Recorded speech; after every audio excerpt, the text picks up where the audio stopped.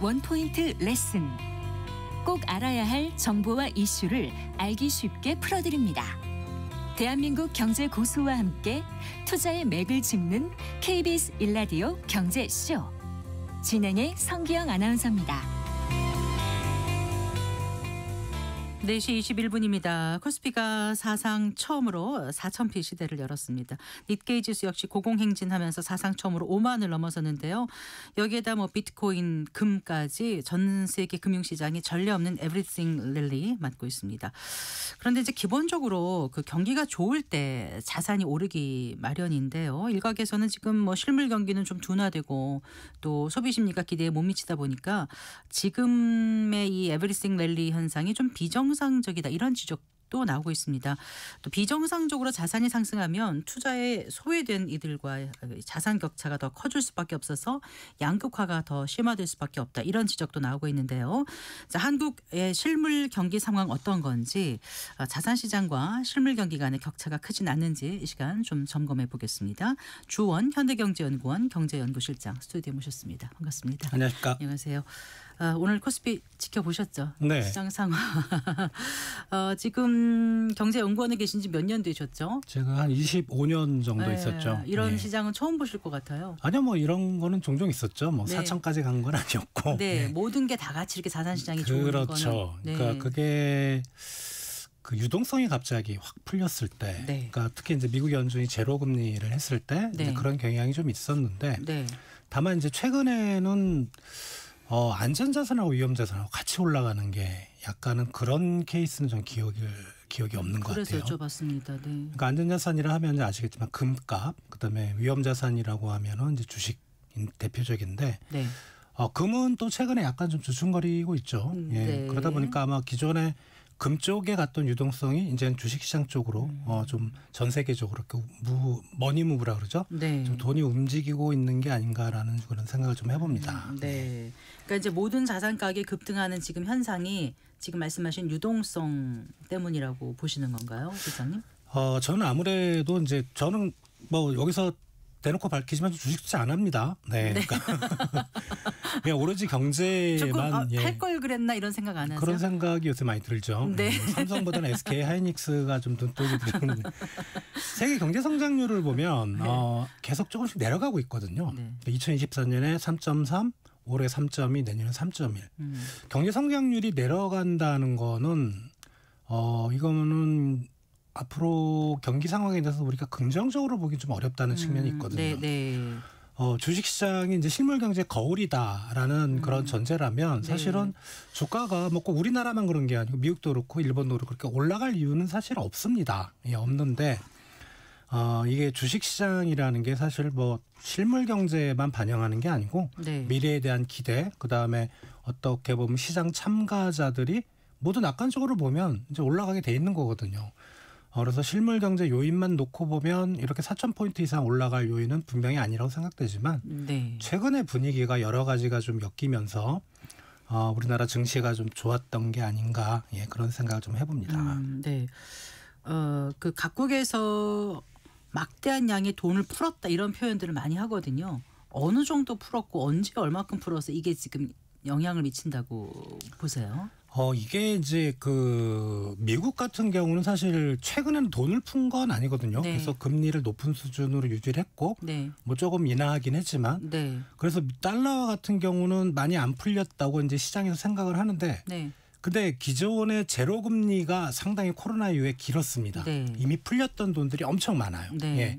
그게 이제 금리를 급격하게 올린다고 해도 바로 이제 흡수가 되는 건 아니었거든요. 그래서 분명히 달러화는 많이 좀 풀렸다고 생각이 되고요. 네. 그 규모 자체는 사실 본원 통화, 네. 그냥 미국 연준이나 중앙은행에서 직접적으로 푼 돈 외에 네. 항상 신용 창출이 돼서 붙기 때문에 그렇다면서요. 그게 사실 얼마나 풀렸는지는 아무도 좀 감을 잡기는 어렵고, 분명한 거는 지금 위안화의 어떤 거래 비중이 상당히 높아졌습니다. 네. 중국 위안화가 금리를 계속 내렸거든요. 그동안 모든 국가들이 금리를 올렸던 구간에서도 위안화는 계속 금리를 내렸기 때문에 네. 사실 달러화도 문제지만 위안화가 글로벌 금융시장에 풀렸던 부분, 그게 결국 위안화가 통용되진 않겠지만 위안화가 다른 유로화나 엔화나 그다음에 달러로 환전이 돼서 통용이 되겠죠. 네. 그런 유동성은 지금 어마어마하게 풀려 있다 그렇게 네. 생각이 됩니다. 우리나라는 어떻습니까, 유동성?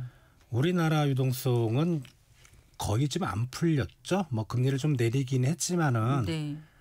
이제 한국은행 금통위가 상당히 좀 매파적인 어떻게 보면은 좀 더 빨리 내렸으면 좋았을 건데 네. 개인적으로는 방송에 나오실 때마다 말씀하셨었죠. 네. 우리나라는 좀 덜 풀렸다고 생각이 되고요. 네. 그리고 그런데 사람들이 왜 이렇게 유동성이 많이 풀렸다, 돈이 시중에 많이 풀렸다 이렇게 얘기를 할까요? 근데 왜 제 지갑에는 돈이 없을까요? 아무튼 뭐 네. 유동성이라는 건 보는 시각에 따라 틀리겠는데 네. 유동성 자체도 중요하지만은 아까 신용이 창출되는 거기에 뭐 여러 가지 붙어서 창출되는 그 유통 속도라는 게 있습니다. 네. 네. 실제로 풀렸을지 모르지만 네. 그 실물 경기가 안 좋으면 네. 미국은 경제가 너무 좋기 때문에 뭐 고금리를 해서 유동성이 조금 한수되더라도 유통되는 속도가 많다면은 속도가 빠르다면은 유동성이 많이 풀리는 커지는 거죠. 거죠. 예. 네. 근데 우리나라는 최근까지도 유동성의 어떤 유통 속도는 상당히 낮았기 때문에 네. 국내로 놓고 보면 어떻게 보면 유동성이 많이 풀린 건 아니고 그리고 네. 최근 증시가 올라간 거 보면 네. 주로 외국인들이 많이 들어오는 것 같아요. 그렇긴 해요. 예. 오늘도 많이 샀어요. 예. 그게 여러 가지 이유는 있는데 물론 이제 한국 경제나 한국 기업에 대해서 긍정적인 평가를 하는 부분도 있지만 환율이 지금 한 1,430원 정도 와 있거든요. 네, 네. 만약에 제가 외국인 투자자라면 지금 들어왔다면 이게 나중에 환수할 때는 1년 후, 2년 후, 3년 후에 이제 빠져나갈 거잖아요. 그때 환율은 지금보다 분명히 낮아져 있을 겁니다.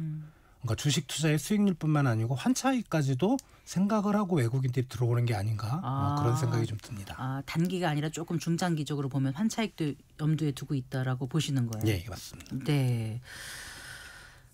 그런데요. 지금 이제 이게 아까 뭐라고 말씀하셨죠? 실물 경기의 경제의 거울이 주식이다라고 말씀하셨어요. 네. 근데 그럼 우리 지금 실물 경제는 어떤지 이걸 좀 살펴봤으면 좋겠는데 어떤 지표를 보면 알 수 있습니까? 지금 뭐 경제 성장률과 그다음에 최근에 수출 경기를 네, 보시면 사실 좋은 부분은 없습니다. 근데 수출 경기는 근데 생각했던 것보다는 우리 기업들이 상당히 좀 선방을 하고 있고 네. 미국 쪽으로 가는 수출은 마이너스 크게 나오고 있는데 오래전부터 좀 대비를 한 것 같아요. 우리 수출 기업들이 다른 쪽으로 수출을 늘리면서 전체적으로는 플러스가 나오고 있거든요. 그래서 수출 경기는 생각보다 좀 괜찮은 것 같고 네. 여기에 만약에 이제 뭐 지금 한미 그 관세 협상이 계속 지금 지지부진한데 15%로 좀 내려가 준다면 네. 원래 했던 대로 그럼 수출 경기도 좀 좋아질 가능성 분명히 있다. 네. 관건은 이제 내수인데요. 네. 건설 투자는 계속 경제 성장률을 깎아먹고 있습니다. 크게. 지금 안 좋죠, 건설 예. 투자가. 네. 그리고 지금 우리 이제 이재명 정부의 성향상 보면은 건설 투자를 띄워줄 생각은 전혀 없어요. 그래 보이죠. 그건 네. 포기해야 되죠. 네. 그럼 남은 부분이 이제 설비 투자는 뭐 비중이 얼마 안 되고 남은 부분이 이제 소비인데 네. 소비는 이제 3분기에 소비 쿠폰이 많이 들어갔잖아요. 근데 그거를 우리가 아직 통계적으로 좀 확인할 방법은 없는데 네. 내일 이제 3분기 경제 성장률이 발표되거든요. 아침에. 예. 네. 그때는 분명히 확인될 수 있을 것 같습니다. 만약에 그때 내일 발표되는 지표가 민간 소비나 경제 성장률 자체가 많이 튀어 올라간다면 네. 그러면 이제 내수 경기도 어느 정도 바닥을 치고 이제는 본격적으로 회복될 수 있는 기조를 잡는다고 생각할 수 있지만 만약에 예상보다 그런 소비 지표나 경제 성장률이 낮다. 그러면 우리 실물 경제가 올해 안에는 회복 국면을 못 들어가고 네. 빨라야 내년 상반기 상당히 좀 완만하게 움직일 거로 생각이 됩니다. 2차 소비 쿠폰을 언제까지 쓸 수 있는 거죠? 다음 달까지인가요? 11월쯤으로 알고 있는데 저도 잘 네. 확실히는 모르겠습니다. 네. 근데 2차 소비 쿠폰을 이제 저 추석 전부터 쓰신 분들도 많다고 그때 이제 뉴스를 봤던 기억이 나는데 네. 이것까지도 지금 이게 영향을 얼마나 미칠지는 그건 또 지나봐야지 알 거 아니에요. 근데 이제 요새 하도 좀 궁핍들 하셔서 말씀하신 대로 땡겨서 많이 쓰셨을 것 같아요. 예. 뭐 그렇긴 한데 분위기는 이제 3분기의 분위기가 네. 만약에 그게 소비 쿠폰 때문에 많이 올라가는 그런 경제 지표라면 네. 10월, 11월에도 이제 만약에 2차 소비 쿠폰 효과가 들어간다면 분위기를 타겠죠. 그래서 3분기 지표만 확인을 해보면 네. 어느 정도 내수 경기가 어떻게 움직일지 우리가 알 수 있을 것 같습니다. 네. 자, 어쨌든 결국 주가라는 것은 이제 기업의 실적을 반영할 수밖에 없는 거 아니겠습니까? 네. 네. 근데 지금 기업들 상황은 어떤지 좀 점검해봤으면 합니다. 기업 상황을 놓고 보면은요. 네. 지금 우리 뭐 삼성전자, SK하이닉스 뭐 엄청나게 올라가고 50만 원 넘고요, 10만 원 넘고 하는데 네. 그 두 기업은 분명히 좋아요. 예. 왜냐하면 최근에 반도체 산업 경기가 뭐 아무리 못 가도 내년 상반기까지 충분히 올라간다는 그런 전망이기 때문에 그런데 나머지 기업은 안 좋거든요. 예, 나머지 기업들 보면은 상당히 지금 왜냐하면 어떤 지표를 보냐면 우리 큰 기업들 뭐 중견 기업들까지 해서 네. 내년에 이제 채용 계획을 보시면 돼요. 지금, 채용. 예, 네. 사람을 크게 뽑는다는 기업을 제가 확인할 방법이 거의 없어요. 네. 그렇다면은 실제로 우리 주식 시장도 그렇고 우리나라 경제 전체적으로도 보면 반도체 기업들의 비중이 워낙 크잖아요. 그거로 좀 왜곡이 된 게 아닌가 그런 생각이 들고 반도체는 뭐 다들 좋다고 하시니까 저도 뭐 긍정적으로 평가는 하고 있지만 나머지 쪽은 여전히 어렵다 그렇게 생각이 됩니다. 여러 가지 기업들 상황을 볼 수 있는 지표가 있지만 일단 사람을 많이 뽑지 못한다는 건 그만큼 쉬운 상황은 아니다 이렇게 볼 수 있다는 말씀이신가요? 그렇죠. 채용하고 더불어 요새 이제 막 간간히 들리는 대기업들이 50세 이상 구조조정 얘기가 들리잖아요. 네, 그죠? 50 하면 제가 가슴이 철렁합니다. 그게 어렵다는 거죠. 네, 그만큼. 네, 그래요. 그러니 투자할 여력은 있을까요? 투자는 사실 돈 네. 없으면 빌려서도 하면 되는데 미래 그래서 경기가 제가 네. 금통에서 금리 좀 내리라고 그렇게 얘기를 하는데 네, 지금 작심 목소리가 자꾸 커지고 이제 계세요. 화가 좀 나서. 근데 이제 만약에 그 금리가 아무리 높더라도 네. 뭐 1년 뒤, 2년 뒤, 뭐 길게 보면 5년 뒤에 뭐 국내 시장이건 해외 시장이건 정말 좋겠다라고 하면 더 벌 투자가 자신 들어가면 있으면 된다. 하는 예. 거죠. 빌려서라도 하죠. 근데 그게 불확실합니다. 그 자체가 왜냐하면 네. 세계 경제 성장률은 계속 떨어지는 모습이고 네. 한국 경제도 지금 뭐 이재명 정부가 AI 쪽 신산업 쪽에 힘을 주고 있지만은 사실 이제 시작하는 단계거든요. 가시적인 성과가 언제 예. 나타날지는. 그래서 네. 기업들은 상당히 좀 불확실하고 최근에 이제 한국은행에서 BSI 네. 기업 실사지수라서 네. 기업들에게 설문하는 그런 통계를 이제 작성을 하면서 보면은 이제 기업들에게 부가적인 질문을 물어봅니다. 가장 좀 경영의 애로사항이 뭐냐? 많은 기업들이 네. 대내외 시장의 불확실성을 들고 있어요. 네. 그게 결국은 이제 투자로 이어지긴 어려운 그런 상황으로 연결되는 겁니다. 관세 협상도 좀 빨리 마무리돼야 되겠죠. 마무리될 겁니다. 네. 마무리되는데 이제 네. 이게 너무 좀 지치네요. 저도 에이펙 이전에는 끝날 줄 알았는데 네. 뭐 누가 그 고집을 부리는 건지 모르겠으나 저는 미국 쪽이라 생각하는데 네. 이게 빨리 좀 마무리가 됐으면 좋겠습니다. 네. 어쨌거나 에브리띵 랠리가 언제까지 이어질지는 지금 당장은 모르겠습니다만은 그런 현상이 나타나다 보니까 아까 저희 이제 뉴스에도 했지만 소득의 계층 이동은 쉽지 않은데 이제 자산 가격이 이제 크게 오르다 보면은 그게 올라탄 사람들한테는 그게 실질적으로 느끼는 체감되는 그 소득이 늘어나는 셈일 테고 그렇지 않은 분들 같은 경우는 여전히 그대로인 거고 이제 그래서 결국은 이제 양극화가 더 벌어지지 않느냐 이런 얘기를 하거든요. 앞으로 에브리띵 랠리가 어느 정도까지 갈 거라고 판단하세요? 자, 증권사 리포트 네. 한 뭐 몇 달 전만 해도 주가 지수 기준으로 한 3,500, 3,600, 700 고기가 조심스럽게. 한계라 그랬는데 네. 최근에 나온 보고서들 보니까 4,500, 5,000까지도 얘기들 많이 하더라고요. 네. 5천 그 이후 이렇게도 나오던데요. 네. 뭐 이런 말씀 드린 거는 제가 여기 현대경제연구원 들어오기 전에 살짝 증권회사에 한 2년 반 정도 근무를 했던 적이 있는데 네, 그때가 네. 언제냐면 외환위기 터질 때였어요. 그때 이제 990에서 막 1000포인트 갔다 그러면서 그때 증권사 보고서들이 막 2,000, 3,000 간다 그랬거든요. 네. 대세 상승기다. 네. 그래 외환위기 터지고 그냥 뭐 꼬꾸라졌거든요. 네. 말씀드린 요즘은 뭐냐면 시장은 계속 올라가는 시장은 없습니다. 주가가 만약에 모든 게 계속 올라간다고 생각하면 팔 사람이 아무도 없어요. 네, 근데 시장 그 팔 사람이 없다는 건 거래가 안 이루어지면 안 이루어진다는 거 그건 시장이 아니라는 거죠. 그렇죠.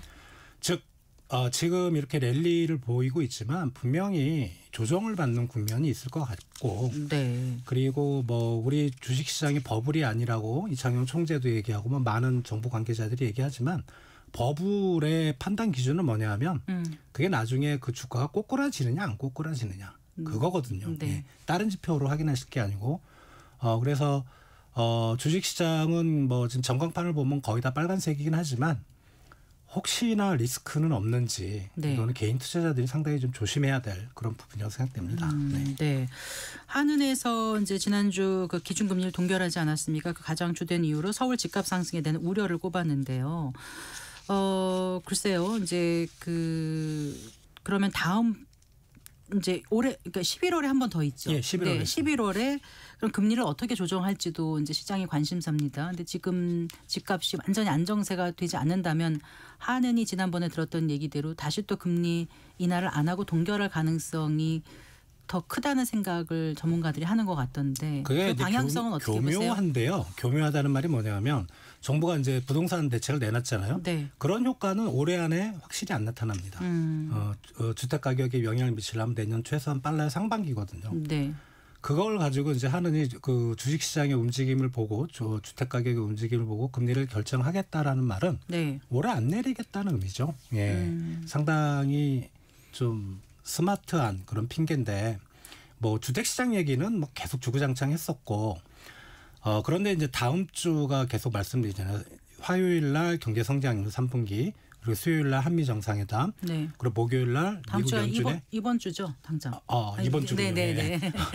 화요일 날이 네. 3분기 경제 성장률, 네. 그다음에 이번 주 수요일이 한미 정상회담, 맞아요. 목요일이 FMC. 네. 우리 시각으로. 예. 그 결과가 만약에 금리를 내려야 된다는 방향으로 나온다면, 예를 들어 3분기 경제 성장률이 턱없이 안 나온다거나, 네. 그럼 11월에 내릴 가능성이 있고요. 네. 한 말씀 드리면 이제 이번 한은 총재 인터뷰 중에 이런 게 있어요. 현재 부동산 가격 상승이 한국의 경제 성장률을 갉아먹는다. 상당히 의미 있는 얘기죠. 예. 그것 때문에 금리를 안 내린다는 의미고 저는 개인적으로 이런 좀 대답을 드리고 싶어요. 한은도 경제 성장률을 갉아먹는 건 아니냐. 예.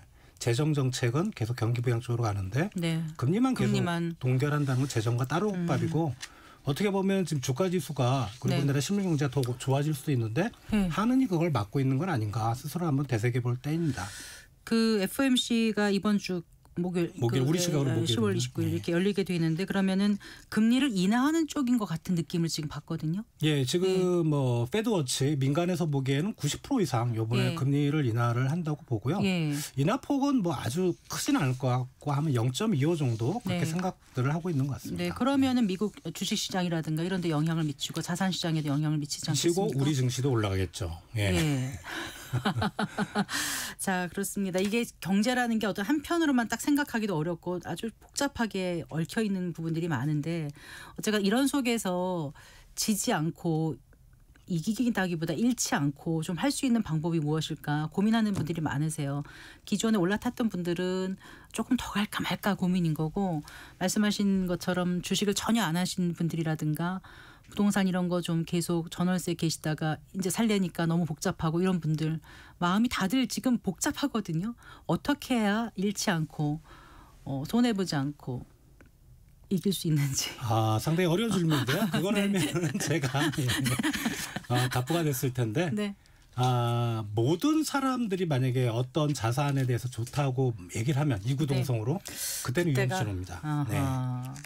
어쩌면 지금일 수도 있어요. 이건 네. 뭐 제가 주식 전문가가 아니기 때문에 네. 방금 드린 말씀은 청취자분들께서 그냥 참고만 하시고 네. 모든 사람이 진짜 어렵다라고 할 때가 바닥일 수가 있습니다. 네. 그러니까 거꾸로 가라. 예, 그런 말씀을 좀 드리고 쉽진 싶습니다. 않지만 네.